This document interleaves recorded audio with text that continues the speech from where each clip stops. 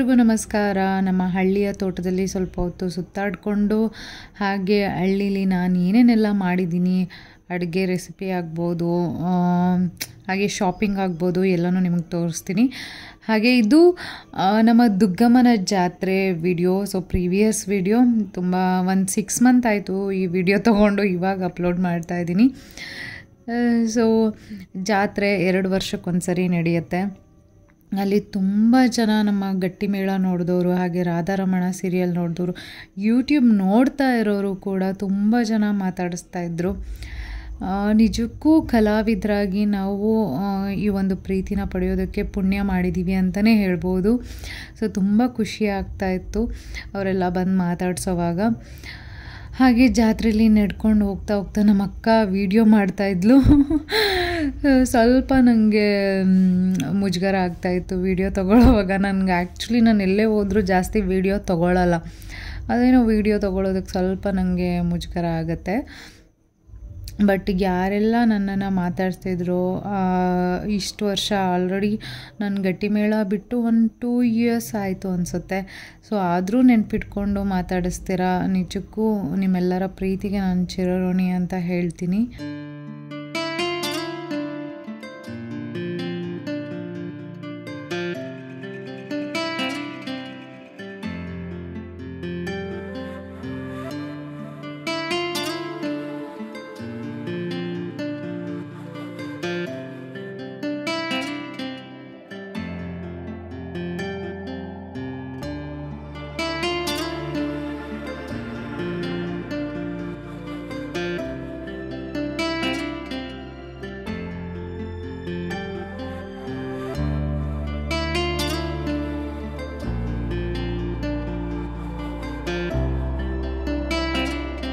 ಜಾತ್ರೆ ಅಂದಮೇಲೆ ಸುಮ್ಮನೆ ಬರೋಕ್ಕಾಗತ್ತಾ?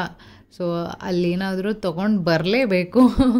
ಸೊ ಜಾತ್ರೆಯಲ್ಲಿ ತುಂಬ ಅಂದರೆ ತುಂಬ ಐಟಮ್ಸ್ಗಳಿದ್ವು. ಸೊ ಏನು ತೊಗೊಂಡ್ಲಿ ಏನು ಬಿಡಲಿ ಅಂತ ಅನ್ನಿಸ್ತಾಯಿತ್ತು. ಸೊ ಎಲ್ಲರಿಗೂ ಜಾತ್ರೆಯಲ್ಲಿ ಕಾಣೋದೇ ಈ ಬಳೆಗಳು. ಸೊ ಬಳೆಗಳಂದರೆ ನಂಗೆ ತುಂಬ ಇಷ್ಟ. ಬಳೆಗಳು ತೊಗೊಂಡೆ, ಹಾಗೆ ಚಿಕ್ಕ ಚಿಕ್ಕ ಜ್ಯುವೆಲ್ರೀಸ್ ತೊಗೊಂಡೆ. ಸೊ ಹೆಣ್ಮಕ್ಳಿಗೆ ಎಷ್ಟೇ ಇದ್ರೂ ತೊಗೊಳ್ತಾನೇ ಇರ್ತೀವಿ, ಮನೇಲಿ ಬೈಸ್ಕೊಳ್ತಾನೆ ಇರ್ತೀವಿ, ಎಷ್ಟು ತೊಗೋತೀರಾ ಅಂತ. ಕೆಲವೊಂದು ಸತಿ ತೊಗೊಂಡಿದ್ದು ಹಾಕ್ಕೊಂಡೇ ಇರೋದಿಲ್ಲ ನಾವು, ಆ ರೀತಿ ಆಗಿಬಿಟ್ಟಿರುತ್ತೆ.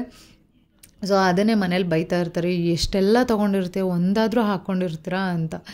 ಸೊ ಇಲ್ಲಿ ನೋಡಿ, ಇಲ್ಲೂ ಅಷ್ಟೇ ಈ ಥರ ಜ್ಯುವೆಲ್ರಿ ಇಯರಿಂಗ್ ಕಲೆಕ್ಷನ್ಸ್ ತುಂಬಾ ಇದೆ. ಆದರೂ ಜಾತ್ರೆಲಿ ನೋಡಿದ ತಕ್ಷಣ ಬೇಕು ಅಂತ ಅನಿಸುತ್ತೆ. ಸೊ ಹೆಣ್ಮಕ್ಳಿಗೆ ಹಾಗೆ ಅಲ್ವಾ, ಸೊ ಏನೇ ನೋಡಿದ್ರೂ ತೊಗೊಳ್ಬೇಕು ಅನಿಸುತ್ತೆ. ಸೊ ಜಾತ್ರೆ ಎಲ್ಲ ಮುಗಿದು ಅಂಗಡಿ ಎಲ್ಲ ಕ್ಲೋಸ್ ಆದಮೇಲೆ ನೈಟ್ ಆಗಿತ್ತು, ಮನೆಗೆ ಹೊರಟ್ವಿ.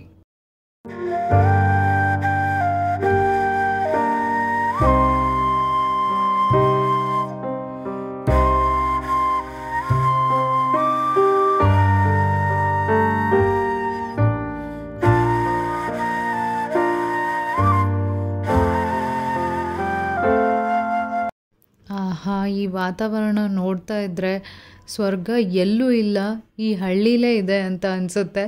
ಅಷ್ಟು ಚೆನ್ನಾಗಿರುತ್ತೆ ಈ ಒಂದು ಹಳ್ಳಿ ವಾತಾವರಣ. ಹಾಗೆ ನಾನು ಹಳ್ಳಿಗೆ ಬಂದಾಗ ಹೇಗಿರ್ತೀನಿ ಅಂದರೆ, ಈ ಬ್ಯಾಂಗ್ಳೂರಲ್ಲೆಲ್ಲ ಇದ್ದಂಗೆ ಇರೋದೇ ಇಲ್ಲ. ಪಕ್ಕಾ ಲೋಕಲ್ ಹುಡುಗಿ, ಒಂದು ನೈಟಿ ಹಾಕ್ಕೊಂಡು ವಿಭೂತಿ ಹಚ್ಕೊಂಡು ನೋಡಿ ರಂಗೋಲಿ ಹಾಕ್ತಾಯಿದ್ದೀನಿ. ಸೊ ಹೀಗೆ ನಾನು ಆರಾಮಾಗಿದ್ದುಬಿಡ್ತೀನಿ, ಒಂದು ಪ್ರಪಂಚನೇ ಮರೆತು ಬಿಟ್ಟಿರ್ತೀನಿ. ಅಷ್ಟು ನನಗೆ ಪೀಸ್ಫುಲ್ಲಾದ ಒಂದು ಜಾಗ ಇದು. ಮೆಣಸಿನ್ಕಾಯಿ ಬಜ್ಜಿ, ನಮ್ಮ ದಾವಣಗೆರೆ ಸ್ಪೆಷಲ್ ಇಡ್ಲಿ, ವಡೆ, ಚಟ್ನಿ, ಬೆಳಗಿನ ಟಿಫನ್ ಸಖತ್ತಾಗಿತ್ತು. ಬೆಳಗಿನ ಟಿಫನ್ ಮುಗಿಸ್ಕೊಂಡು ನಾವು ತೋಟದ ಕಡೆ ಹೊರಟ್ವಿ. ತೋಟದಲ್ಲಿ ಹಲಸಿನಕಾಯಿ ಆ್ಯಂಡ್ ಹಲಸಿನ ಹಣ್ಣು ಬಿಟ್ಟಿತ್ತು. ನನಗೆ ಹಲಸಿನಕಾಯಿ ಬೇಕಿತ್ತು, ಬಿಕಾಸ್ ಇದರಿಂದ ಒಂದು ರೆಸಿಪಿನ ಮಾಡ್ತಾಯಿದ್ದೀನಿ. ಅದು ಏನಪ್ಪ ಅಂತಂದರೆ ಜಾಕ್ ಫ್ರೂಟ್ ಹಲಸಿನಕಾಯಿಯ ಬಿರಿಯಾನಿ ಮತ್ತು ಕಬಾಬ್. ಸೊ ಇದನ್ನು ಮಾಡ್ತಾಯಿದ್ದೀನಿ. ವಾವ್, ಎಷ್ಟು ಸಖತ್ತಾಗಿರುತ್ತೆ ಗೊತ್ತಾ.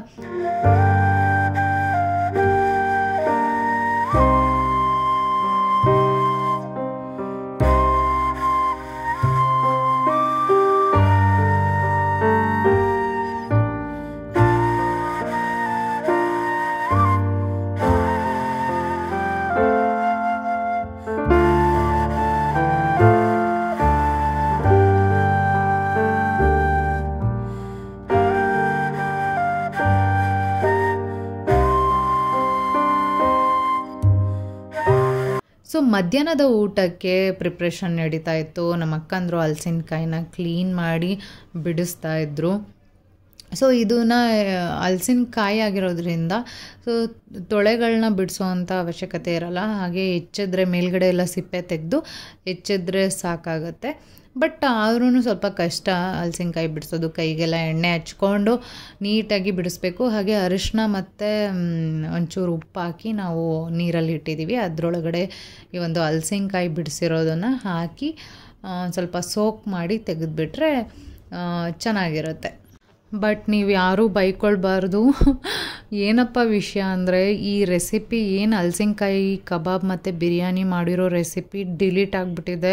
ಸೊ ಅದು ಹೆಂಗೆ ಡಿಲೀಟ್ ಆಯಿತು ಅಂತ ಗೊತ್ತಿಲ್ಲ. ಬೇರೆ ಎಲ್ಲ ವಿಡಿಯೋ ಇದೆ, ಆದರೆ ನೋಡಿ ಅಡುಗೆ ಮಾಡಾದ್ಮೇಲಿರೋ ವಿಡಿಯೋನೂ ಇದೆ. ನಾನು ತುಂಬ ಟ್ರೈ ಮಾಡಿದೆ ವಿಡಿಯೋ ರಿಕವರ್ ಮಾಡ್ಕೊಳ್ಳೋದಕ್ಕೆ, ಎಲ್ಲೂ ಇರಲಿಲ್ಲ. ಬಟ್ ಈ ರೆಸಿಪಿನ ಡೆಫಿನೆಟ್ಲಿ ನಿಮಗೆ ಮನೆಯಲ್ಲಿ ಮಾಡಿ ತೋರಿಸ್ತೀನಿ.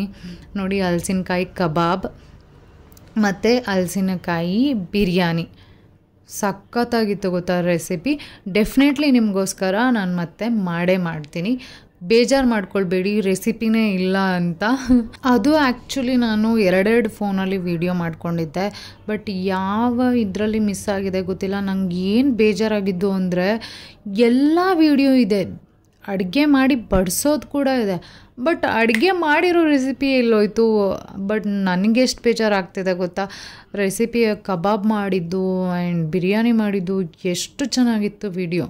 ಬಟ್ ಅದು ಹೆಂಗೆ ಡಿಲೀಟ್ ಆಯಿತು ಅಂತಲೇ ಗೊತ್ತಿಲ್ಲ ಆ ಒಂದು ಪರ್ಟಿಕ್ಯುಲರ್ ವಿಡಿಯೋ. ತುಂಬ ಅಂದರೆ ತುಂಬ ಬೇಜಾರಾಯಿತು.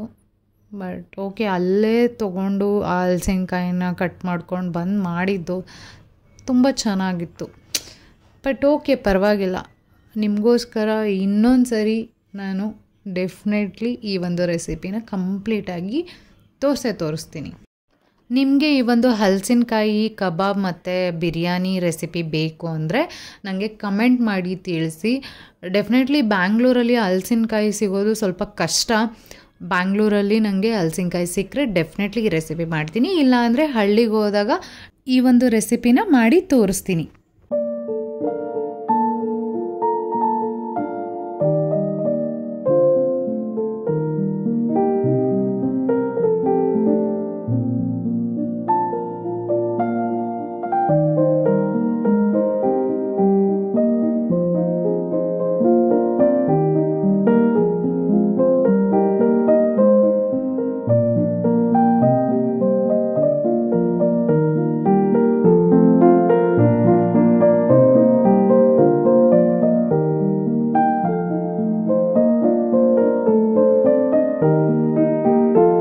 ದಾವಣಗೆರೆಗೆ ಬಂದ ಮೇಲೆ BS ಚನ್ನಬಸಪ್ಪ ಆ್ಯಂಡ್ ಸನ್ಸ್ ಅಂಗಡಿಗೆ ಹೋಗದೆ ಇರೋಕ್ಕಾಗುತ್ತಾ?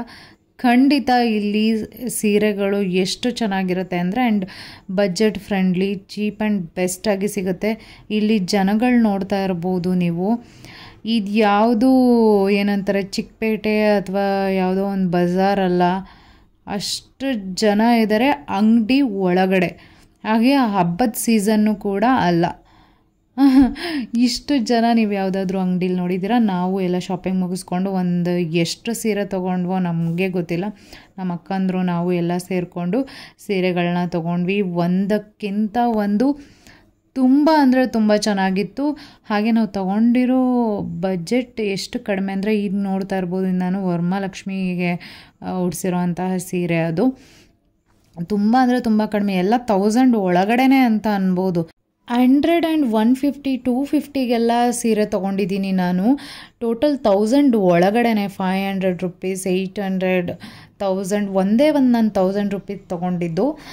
ಇನ್ನೆಲ್ಲ ಅಷ್ಟೇ ಬಜೆಟ್ ಇದೆ.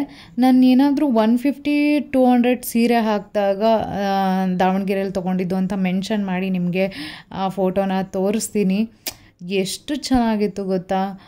ನಮ್ಮ ದಾವಣಗೆರೆ ಅಂದ್ರೆ ಹಾಗೆ, ಊಟನೂ ರುಚಿಯಾಗಿರುತ್ತೆ, ಬಟ್ಟೆಗಳು ತುಂಬ ಚೆನ್ನಾಗಿರೋದು ಸಿಗುತ್ತೆ. ನಾವು ಹೆಣ್ಮಕ್ಳು ಅಂಗಡೀಲಿ ನೋಡಿದ್ದಲ್ದಲೆ ಅಂಗಡಿಯಿಂದ ತೊಗೊಂಡು ಬಂದಮೇಲೂ ಮನೇಲಿ ಕೂಡ ಅದನ್ನು ಬಿಚ್ಚಿ ಆಗಿದೆ, ಏನಾದರೂ ಡ್ಯಾಮೇಜ್ ಇರ್ಬೋದಾ ಅಥವಾ ಹಂಗಿರ್ಬೋದಾ ಹಿಂಗಿರ್ಬೋದಾ ಅಂತ ಮತ್ತೆ ಒಂದು ಸರಿ ಚೆಕ್ ಮಾಡ್ತಾ ಇರ್ತೀವಿ. ಸೊ ಏನಾದರೂ ಡ್ಯಾಮೇಜ್ ಇದ್ದರೆ ಮತ್ತೆ ವಾಪಸ್ ಬೇರೆ ಇನ್ನೊಂದು ಸೀರೆ ತೊಗೊಂಬಂದ್ಬಿಡೋಣ ಅಂತ. ಸೊ ಅಷ್ಟು ನನಗೆ ಸೀರೆ ಅಂದರೆ ತುಂಬ ಇಷ್ಟ.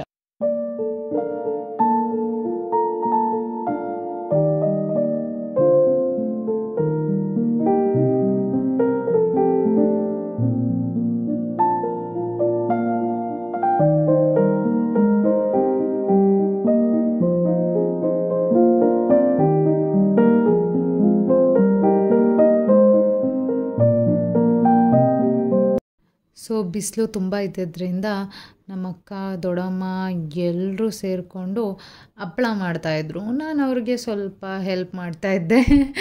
ಸೊ ಇಷ್ಟೆಲ್ಲ ಹೆಲ್ಪ್ ಮಾಡೋದ್ರ ಜೊತೆಗೆ ಇನ್ನೊಂದು ಹೆಲ್ಪ್ ಮಾಡ್ತಾಯಿದ್ದೆ.